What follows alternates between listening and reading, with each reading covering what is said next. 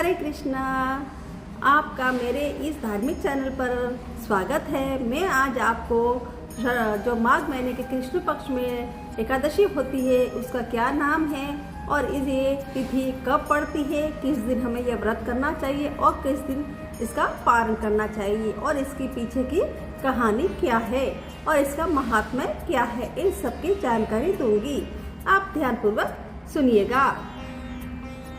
षटतिला एकादशी का व्रत सभी एकादशियों के व्रत में महत्वपूर्ण माना जाता है। इस एकादशी के व्रत में भगवान विष्णु का पूजन तिल से करने का विधान है। इस दिन पूजन में तिल के 6 उपाय किए जाते हैं। इस कारण ही इस व्रत को षटतिला एकादशी कहा जाता है।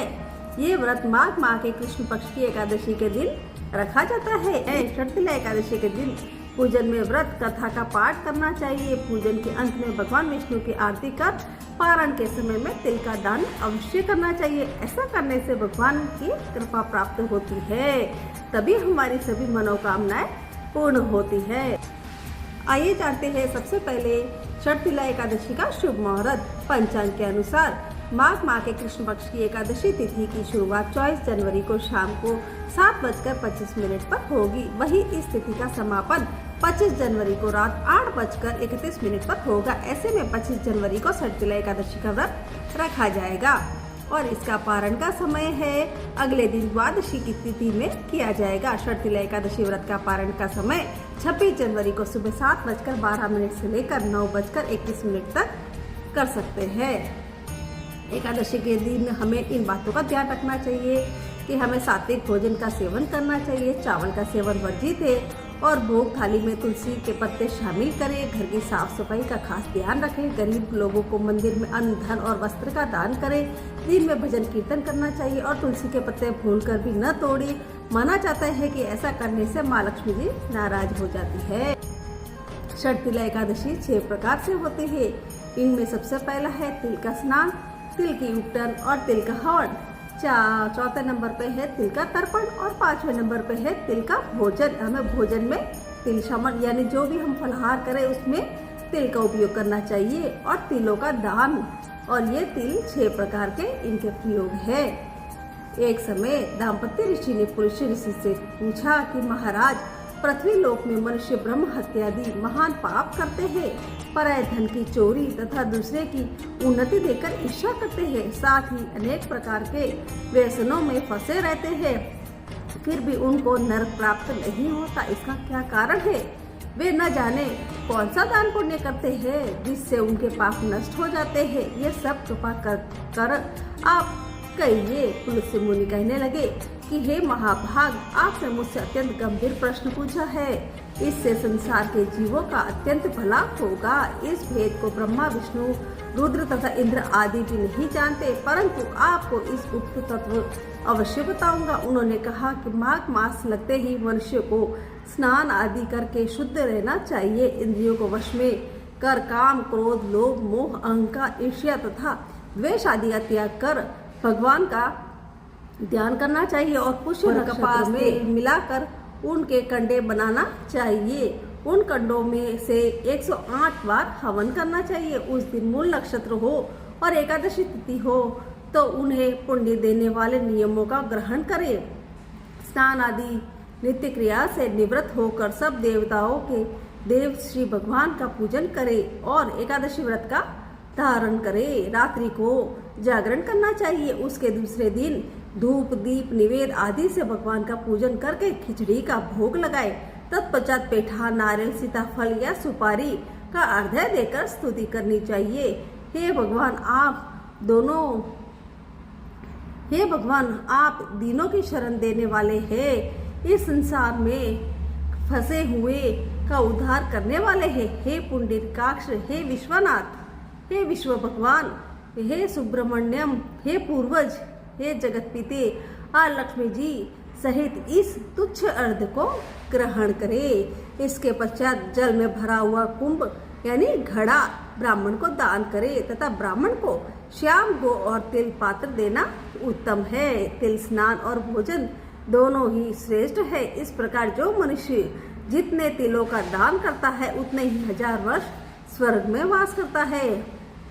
इसमें तिल स्नान, तिल का उपटन और तिल का हवन और तिल का तर्पण, तिल का भोजन और तिलों का दान, ये तिल के 6 प्रकार है। इनके प्रयोग के कारण यह षटतिला एकादशी कहलाती है। इस व्रत के करने से अनेक प्रकार के पाप नष्ट हो जाते हैं। इतना कहकर पुलस्त्य ऋषि कहने लगे कि अब मैं तुमसे इस एकादशी की कथा कहता हूँ, आप ध्यानपूर्वक सुनिए।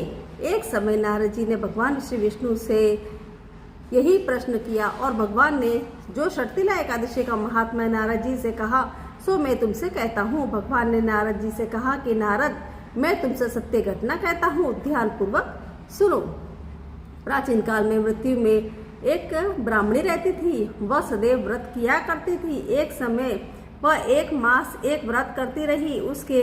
उससे इसका शरीर अत्यंत दुर्बल हो गया। यद्यपि वह अत्यंत बुद्धिमान और तथापि उसने कभी देवताओं का या ब्राह्मणों से के निमित्त अन्न या धन का दान नहीं किया था। इससे मैंने सोचा कि ब्राह्मणी ने व्रत आदि में अपना शरीर शुद्ध कर लिया है, अब इसे विष्णुलोक तो मिल ही जाएगा, परंतु इससे कभी अन्न का दान नहीं किया, इससे इसकी तृप्ति होना कठिन है।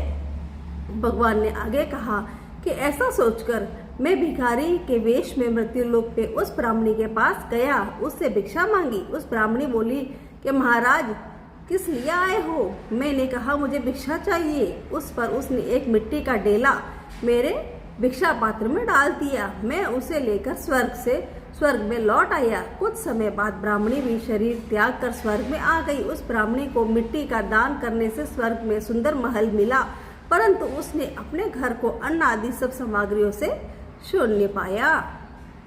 घबराकर वह मेरे पास आई और कहने लगी कि हे भगवान, मैंने अनेक व्रत आदि आपकी पूजा की है, परंतु फिर भी मेरा घर अन्न आदि से सब वस्तुओं से शून्य क्यों है? इसका क्या कारण है? इस पर मैंने कहा कि पहले तुम अपने घर जाओ, देव स्त्रियां आएगी तुमने देखने के लिए। पहले उन षटतिला एकादशी का पुण्य और विधि सुन लो। तब द्वार खोला। मेरे ऐसे वचन सुनकर वह अपने घर गई। जब देव स्त्रियां आई और द्वार खोलने को कहा तो ब्राह्मणी बोली कि आप मुझे देखने आई है तो षटतिला एकादशी का महात्म्य मुझसे कहो। उसने एक देव स्त्री कहने लगी कि मैं कहती हूँ। जब ब्राह्मणी षटतिला एकादशी का महात्म्य सुना तब द्वार खोल दिया। देवंगनाओं ने उसको देखा कि न तो वह गांधर्वी है और न ही आसुरी, वरन पहले जैसी मानुषी है। उस से वह सुंदर और रूपवती हो गई तथा उसका घर अन्न आदि समस्त सामग्रियों से युक्त हो गया। अतः मनुष्य को मूर्खता त्याग कर षटतिला एकादशी का व्रत और लोभ न करके तिल आदि का दान करना चाहिए। इससे दुर्भाग्य, दरिद्रता तथा अनेक प्रकार के कष्ट दूर होकर मोक्ष की प्राप्ति होती है। इसलिए हिंदू धर्म में इस दिन का बहुत ही महत्व है, क्योंकि ऐसा माना जाता है कि इस दिन भगवान विष्णु की पूजा करने से भगवान श्री हरि विष्णु उसकी सभी मनोकामनाएं पूरी करते हैं। ऐसा माना जाता है इस व्रत को करने से कन्यादान यानी सोने का दान करने और 1000 साल की तपस्या के बराबर पुण्य मिलता है। इस प्रकार मेरी ये षटतिला एकादशी का महात्म्य और कथा पूरी हुई।